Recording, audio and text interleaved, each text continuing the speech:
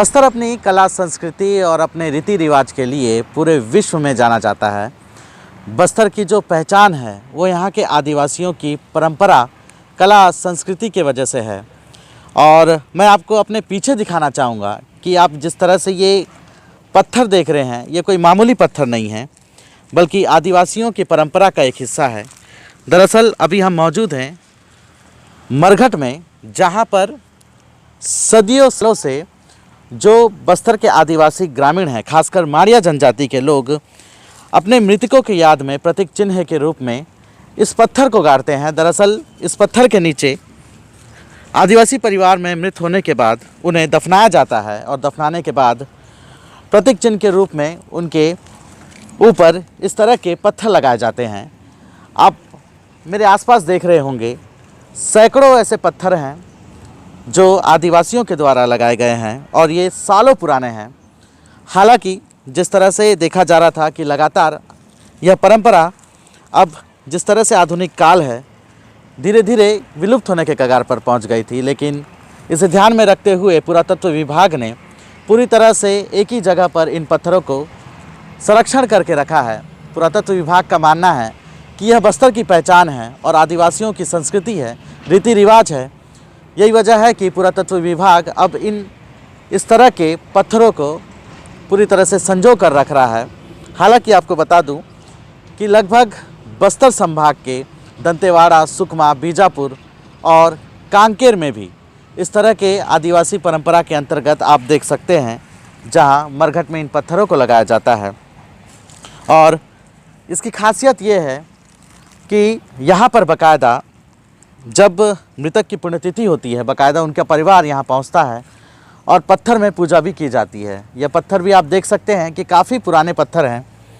ये जो आप देख रहे हैं ये हज़ारों साल पुराना पत्थर है, जिसमें आदिवासी संस्कृति के अनुसार जो भी घर में ख़त्म हो जाते हैं उनको यहीं गाड़ा जाता है। शमशान में गाड़ के यहाँ निशानी के तौर पर उनके लिए नाम से पत्थर गाड़ा जाता है। जो हर परिवार का सदस्य जो भी ख़त्म हुए हैं उनके नाम से ये पत्थर गाड़े गए हैं।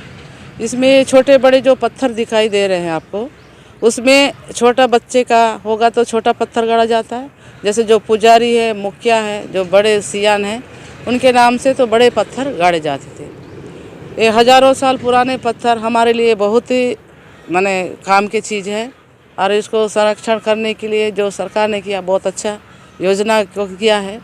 क्योंकि इसमें अपने आदिवासी लोगों को छोड़ के और किसी को बाहरी आदमी को इसको यहाँ गाड़ा नहीं जाता। उनके नाम से पत्थर जो भी आदिवासी जितने भी बसते हैं गमावाड़ा में, उन सब के नाम का ये पत्थर यहाँ परिवार के नाम से है पत्थर का। केवल बस्तर में ही रीति रिवाज देखने को मिलता है इस तरह की परंपरा? जी, बस्तर में है, अधिकतर आदिवासियों में होता है। वो दूसरा गोत्र में मैं तो नहीं जानती, लेकिन आदिवासी में आप जहाँ तक जाएंगे वहाँ तक का आपको पत्थर मिलेंगे। ऐसा नहीं कि इसके नाम से दूसरा पत्थर भी होता है, ऐसा नहीं है। हर गांव में और हर पंचायत में आपको ये पत्थर, पुरकोती पत्थर मिलेगा हज़ारों साल का। जो बड़ा पत्थर है, क्या वो मुखिया का होता है या सरपंच या कहा जा सकता है?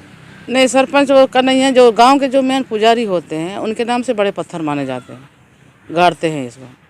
और फिर छोटे जो होते हैं, जो नॉर्मल जैसे बच्चे होते हैं, जैसे नॉर्मल आदमी होते हैं, उनके लिए जो बड़े बड़े दिख रहे हैं वो पत्थर होते हैं। मुखिया है, गांव का पुजारी है, जो गांव का प्रमुख जो होता है, ऐसे लोगों का गाड़े जाते हैं। गांव के किसी तीज त्यौहार के दौरान क्या पूजा अर्चना करने? जी, जैसे गांव में जैसे कोई त्यौहार उहार मानते हैं तो उसको नया त्यौहार खाने के पहले एक बार घर के परिवार आके यहाँ पर भेंट चढ़ाने आते हैं।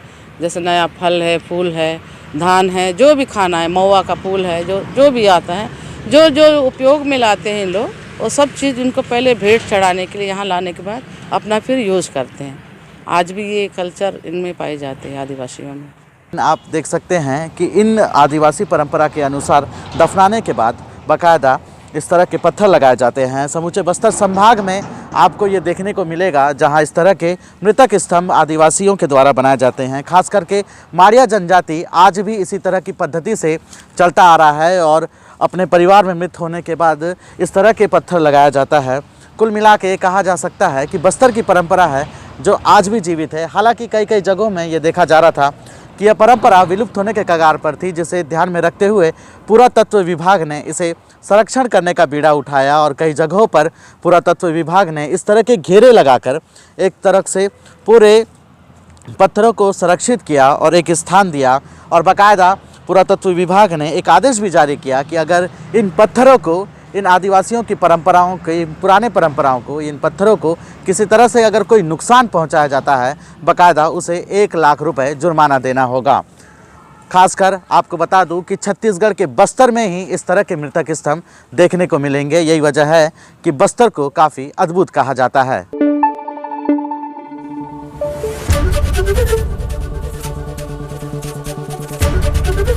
एबीपी न्यूज आपको रखे आगे।